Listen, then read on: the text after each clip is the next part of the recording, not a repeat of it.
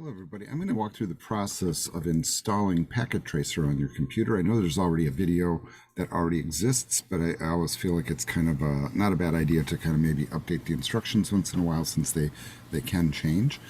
The first part of the process is to log into NetAcademy in order to get the software. So let's go ahead and begin by doing that.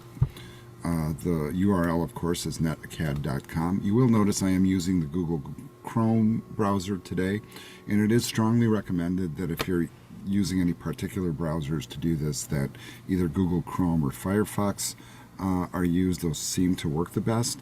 In principle, Safari on the Mac platform and Edge on the Windows platform should work fine, but we have noticed that there are glitches with certain aspects of this, so I'm just kind of giving you a heads up if it behaves strangely and you're not being successful, that you might want to consider just trying a different browser. All right, first thing you want to do is once you get to the website is make sure that you do log in and you'll use the credentials that you were provided, and I'm doing the same for myself.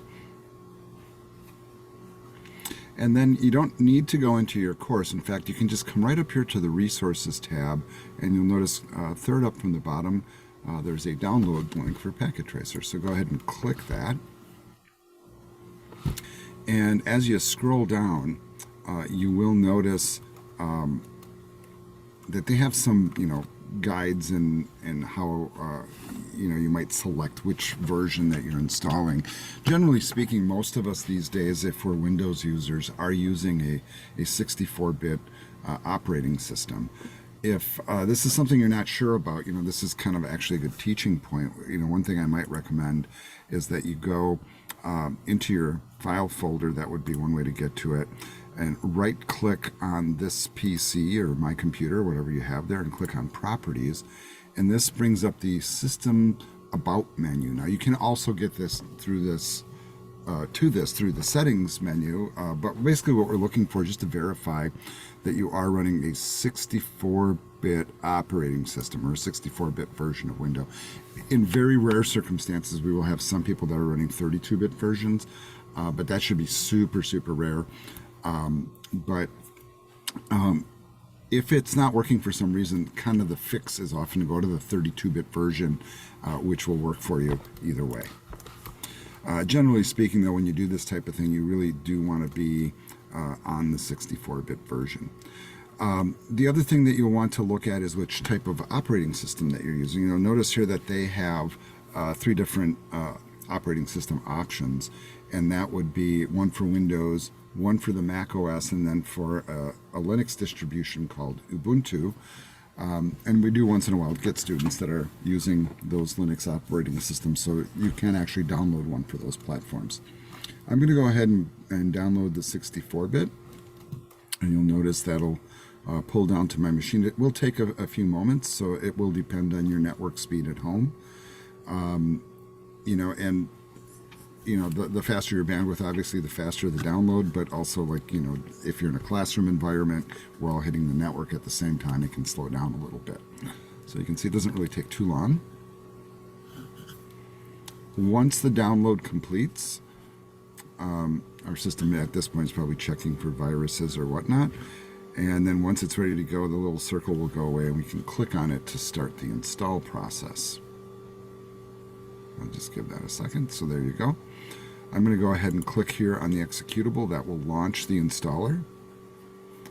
As you do this, you might get a user account control screen, and I'm not getting one yet. I'm actually trying to be a little patient here because I'm not seeing it up on screen yet. There we go. So now I got my user account control screen. Now you might not see this in the video because the whole screen kind of grays out, but it says, do you want to allow this app to make changes to your device? And I want to say yes if I want to install it. Then the license agreement comes up, and of course you do have to agree to install. Then click next. The default location for installation is fine. I will make note, though, that this is a particular version of Packet Tracer, and sometimes you do encounter situations where you have different Packet Tracer files you're working with. Sometimes those Packet Tracer files can be particular to the version. Fortunately, Packet Tracer does allow you to install multiple versions of the software on your machine. If you choose to create a desktop shortcut or a quick launch icon, go ahead and do that. I usually prefer not to do that. I'm going to click Next. Once again, it has me review what I'm doing, so I'm going to go ahead and say Install. And you can watch the files decompress and go to where they're supposed to. This does not take very long.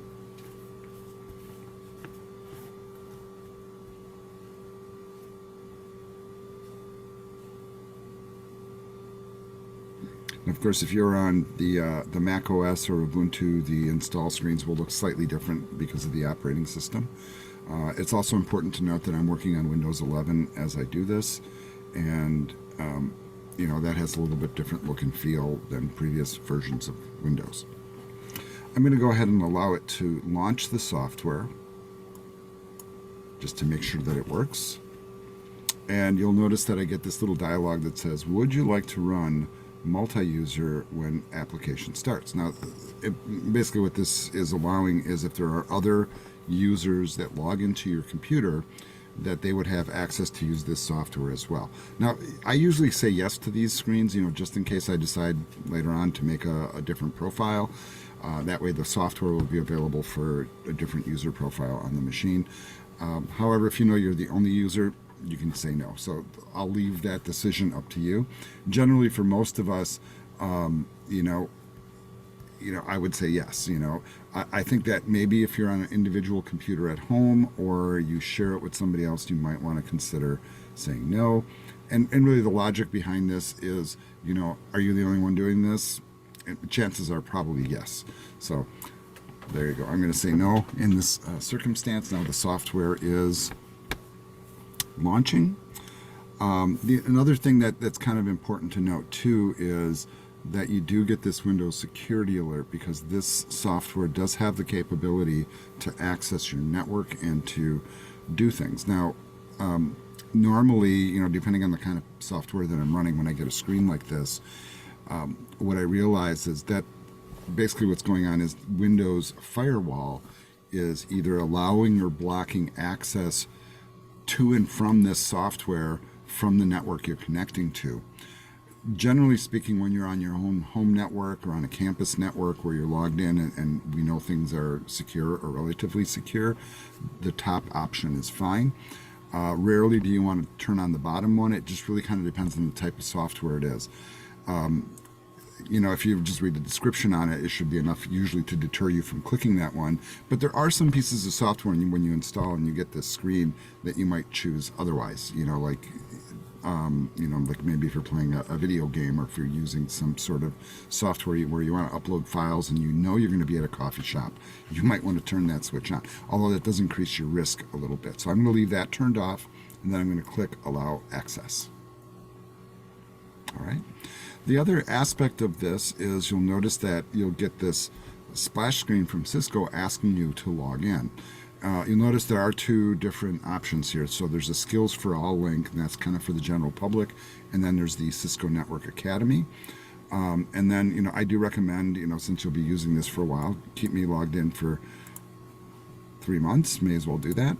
And then this will take you over to Cisco, where you will re-enter your credentials, and hopefully for the life of me I can remember what this is, because normally I let Google fill it in for me automatically. So if I forget my password, what's happening in the background is I'm gonna pause here and go find my password in my password manager. So I'm pausing the video just momentarily.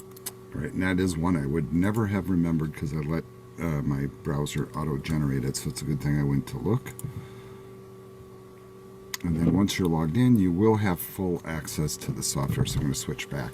Now, I'm not at this point going to do any particular things inside here, but it allows you to do basically network design and simulation, both in a logical and physical sense. So you can design from scratch, or in many cases what we will be doing is opening up packet tracer files that are somewhat pre-built, and then we work with them to either look at things or try things. And that capability, of course, is by just opening a file. I think I did mention before that sometimes it is pretty version specific. So if you open up one from a really older version or a newer version when it comes out, there's always a chance that some of the features might not work. But this is a really powerful tool that we have access to. And, you know, if you're taking, for example, a CCNA course, CCNA 1 or 2 or 3 or 4, chances are you're already using this tool and might be maybe pretty familiar with it already, which is great. Otherwise, you know, we will step through this together and you will learn it piece by piece.